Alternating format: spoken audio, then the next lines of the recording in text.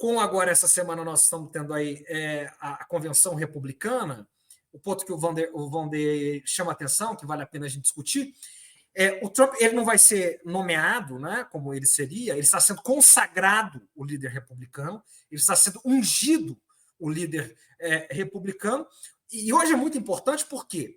Porque ele consolida, Nassif, a sua dominação sobre o Partido Republicano, o Partido Republicano, que já tinha sido tomado de assalto por ele, pela alt-right, havia enfraquecido os republicanos tradicionais, os falcões, acabou.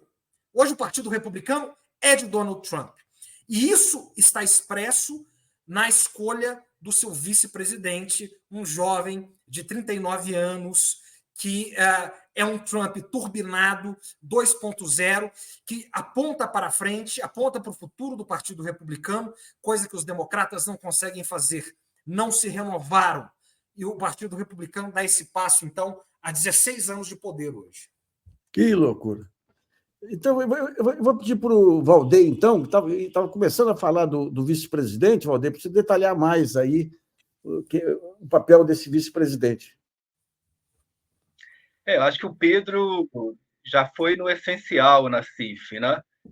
Os analistas têm sido unânimes em dizer que é uma escolha muito autoconfiante do Trump, ele tendo a eleição como ganha, porque escolhe alguém que o espelha, escolhe um homem branco, nesse caso ligado aí às classes trabalhadoras, escreveu um best-seller em 2016, onde ele fala sobre essa decadência dos trabalhadores norte-americanos, da desindustrialização, mas também que se auto-celebra como um self-made man, como alguém que rompeu com a pobreza.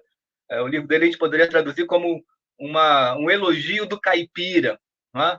Então, tem uma conexão evidente aqui também com alguns aspectos da política brasileira, mas, como o Pedro disse, reforça ainda mais o que eu acho que é fundamental hoje na vida política americana, essa divisão entre o passado obsoleto, o passado de um estado de uma América enfraquecida, que hoje está representada pelo que o Trump chama dessa elite decadente, e o Biden, né?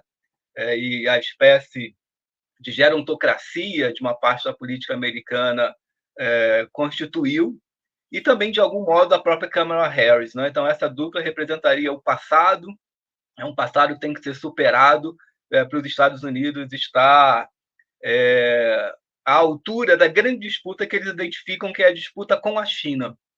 Então, se, por um lado, há muitos temores de que a escolha do J.D. Vance significa o abandono do conflito da Ucrânia, né, que todo mundo já espera que o Trump desinvista no conflito na Ucrânia.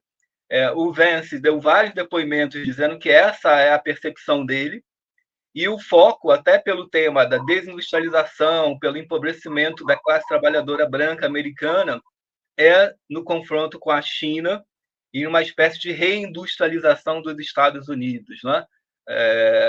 E aí, novamente concordando com o Pedro, a escolha do Vance, um jovem, né, para os padrões da política norte-americana, é uma criança, 39 anos, vai fazer agora 40 anos, um senador em primeiro mandato, um senador que concorreu contra todas as expectativas no Ohio e ganhou graças ao apoio do Donald Trump. Então, é uma aposta do Trump no futuro, num projeto aí de décadas de poder, e bate num outro medo, no desespero, não só dos democratas, mas de todos os defensores da democracia nos Estados Unidos, inclusive setores do Partido Republicano, é que um governo do Donald Trump, com controle da Câmara e do Senado, e um controle como ele tem hoje, quase que total, do Supremo Tribunal Federal, nada mais vai impedir que o Trump realize a sua visão de uma América autocrata, talvez. Não é claro que a gente não pode entrar 100% nesse discurso, que é um discurso eleitoral também, mas é óbvio que essa base, que esse trumpismo, né, que agora tem na figura do Vance, um grande ideólogo, todo mundo diz que o Trump identifica nesse best-seller dele de 2016 uma espécie de mapa do caminho para falar com os trabalhadores pobres, né, que tinham sido naturalmente abandonados pelo discurso neoliberal, e é uma figura muito inteligente, muito articulada, e que pode ser, de fato, o ideólogo para esse novo momento aí de um partido republicano populista de direita.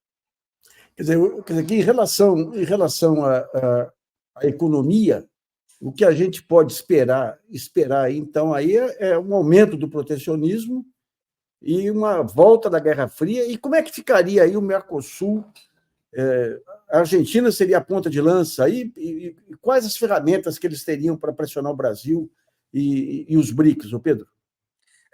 O Vence, como bem disse o Valdeiro, ele é um anti-Clinton na CIF, porque o discurso do Trump em 16 ele quebra a Hillary, né, no sentido de que eles penetram no eleitorado democrata. O eleitorado democrata, que é o branco eleitorado democrata, que são os losers da globalização, os perdedores da globalização, os sindicatos que foram destruídos, os sindicalizados. O Trump fala com essa gente.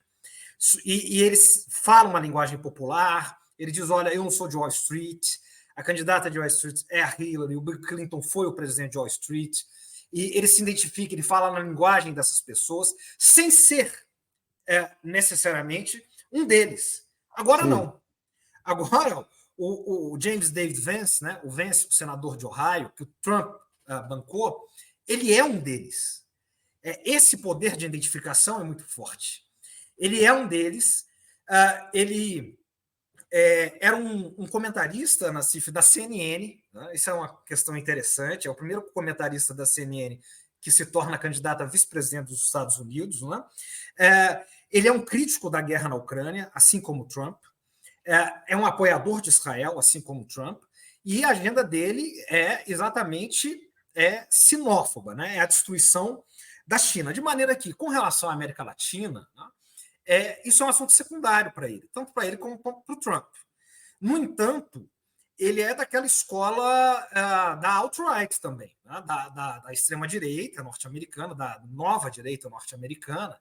Então, para ele, é interessante, assim como para Trump, e das crias de Steve Bannon, que a extrema-direita global se fortaleça em todos os cantos do mundo, seja eles quais forem. Então, nesse sentido, é importante que o Milley se fortaleça, é importante que a família, amiga da família de Trump aqui no Brasil, se fortaleça. Né? Eu quero recordar aqui, nós publicamos semana passada aqui no Observatório de Geopolítica do GGN, no jornal, uma entrevista de Bannon no New York Times, no dia 1º desse mês, dizendo o seguinte: olha, o Trump, vocês se preparem, ele diz isso textualmente, nós comentamos isso aqui também, ele diz o seguinte: vocês se preparem, Nassif, porque o Trump vai deixar saudades para vocês. O Trump é o sujeito da estabilidade. O Bannon diz: o que nós estamos preparando é a revolução. O Trump não está pronto para fazer a revolução. O Trump ele só rompe em algumas coisas, mas ele é um moderado. O que nós estamos fazendo é só o começo. E esse sujeito que eles ungem agora, vice-presidente, ele vai nesse sentido. Por quê? O Partido Republicano queria colocar alguém como Mike Pence, um sujeito mais velho, que trouxesse estabilidade, que quando houve a tentativa de golpe no Capitólio, as invasões no 6 de janeiro, se colocou a favor da Constituição contra Trump e foi colocado na fogueira do trumpismo. Né? E este sujeito agora, né, o Vance, ele diz que ele compra a narrativa do Trump desde então, ele diz que Trump venceu as eleições, que houve uma fraude, e essa é a grande questão, o Nassif, o Valdeir, que essa nova direita global, que inclui Milley, que inclui o bolsonarismo e que inclui o trumpismo, eles rompem no sentido de, olha, nós não aceitamos os resultados da eleição.